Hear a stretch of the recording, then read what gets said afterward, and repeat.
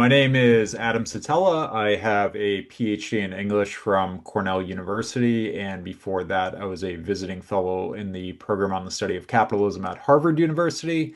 And I am the author of the recent book, That Book is Dangerous: How Moral Panic, Social Media, and the Culture Wars Are Remaking Publishing. And I started writing this book in early 2020 when I noticed that there were many books that were being canceled. And I don't use that term metaphorically or even pejoratively, but I use that term in a literal sense of books being canceled before they were supposed to be published, or in some cases, books being retracted after they had already been published and edited and reissued. And around this time, I noticed that this was happening to a lot of books, from picture books to young adult novels to nonfiction and even journalism and peer-reviewed scholarship. And it was happening in the name of progressive values. So texts were being accused of racism or sexism or transphobia or homophobia or Islamophobia, or just kind of fill in the blank. And increasingly, the definitions of what counted as racism or sexism or Islamophobia and so on were becoming increasingly expansive.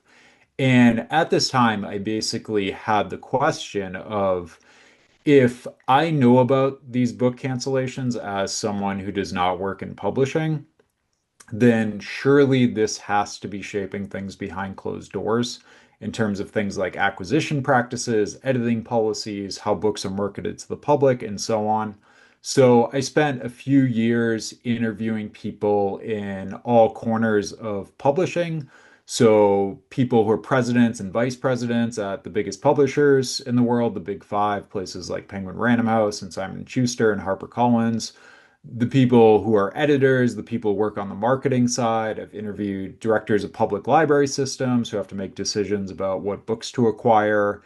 And my book is about how this current moment that we've been living through, some people call it wokeness or cancel culture or political correctness, but this moment that is ostensibly about social justice and very much intertwined with digital ecosystems has really radically transformed publishing.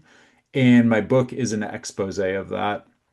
So when I talk about the transformation of publishing, I'm talking about editing policies, I'm talking about acquisition practices, and other things that, again, ostensibly are happening in the name of anti-racism and feminism and so on, but at the same time are also intertwined with a whole range of other incentives, including the fact that publishers and some of the senior most decision makers are very scared to death about becoming the next controversy on X or Facebook or Goodreads or even change.org, which people have mobilized to petition books that have been published that they don't like. So, to give you some examples of what this looks like, so in recent years, we've seen the rise of a class of people known as sensitivity readers. If you go back to 2016 and you search through the X archives, then known as Twitter, you'll notice that these folks, this name sensitivity reader doesn't even appear before 2016, but in 2016 you start seeing posts by people identifying as sensitivity readers, or you see agents or authors looking for sensitivity readers. And essentially, what a sensitivity reader is someone who shares a quote unquote marginalized identity with a character in a book. So if I'm in African American, I could be in sensitivity reader for African American characters. If I am queer, I could be a sensitivity reader for queer characters. And the rise of sensitivity readers was very much intertwined with this movement called Own Voices, and this idea that authors should only be writing about topics and only including characters in their books who share their identities. So, in banal terms, what that means is that I, as a cisgender white male, should not be writing a book that has an African American protagonist. I should not be writing a book that has main characters who are gay. And if I do have those characters in my book, then I should be consulting someone who shares those identity categories. And while I think in large part the need for sensitivity readers, I think has benign motives, it has also created all sorts of ironic consequences.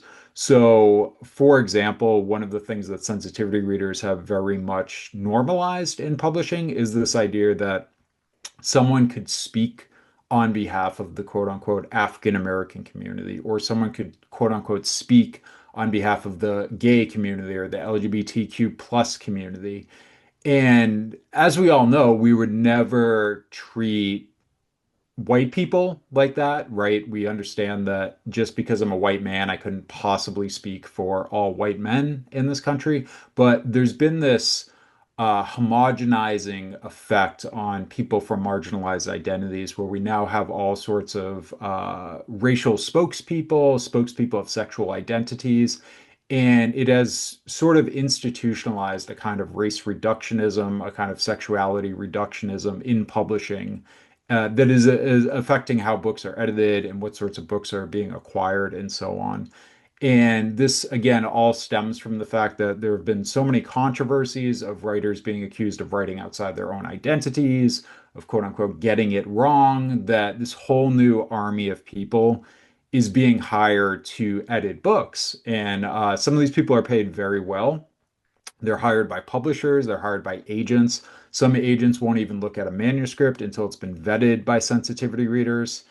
And in many cases, they function as a kind of disaster insurance. So one thing you'll increasingly recognize when you read fiction in particular is in author notes, you'll see authors saying, as a cisgender white man, I'm so thankful to my sensitivity readers for helping me write authentically about this gay character or this Muslim character. And in many ways, it's a kind of disaster insurance that is preemptively protecting authors from claims that they're getting an identity wrong or so on. So other things that have been institutionalized in recent years, I think one of the most impactful ones is what has been termed morality clauses in author contracts. So publishers recognizing that books have been attacked on social media and platforms like Goodreads, and that this is affecting their bottom line. Many of them have started to introduce these clauses into their contracts that are really quite vague, really as vague as the expression the war on terror. And essentially, what these clauses do is they allow publishers to cancel contracts if an author becomes, quote unquote, the subject of public disrepute. What that essentially means is if I have a book coming out and maybe people hear about my book and they're upset about my book, or they're saying they're not going to buy my book, or maybe even I tweet something that gets picked up and goes viral and people get upset about it, it gives the publisher yet another added legal measure to cancel their own authors and protect their bottom line. So a lot of authors have been understandably upset about this. Ursula Le Guin, before she passed away, very kind of infamously posted one on her website and wrote a fake letter about it to her publisher, HarperCollins. But the bottom line of what I try to focus on my book is that this movement for better books that is allegedly happening in the name of anti-racism and other left-wing values has created very much a chilling effect in the publishing industry. And unlike right-wing censorship, which we can just see firsthand in terms of legislative outcomes, and it's very much publicly available. Organizations like the American Library Association, PEN America, National Coalition Against Censorship, they've done a great job tracking right-wing legislation targeting books, but the stuff that is going on in terms of left-wing values, it is very much happening behind closed doors and happening in a kind of soft censorship way. And my book, at the end of the day, tries to bring light to what is going on inside the world of books.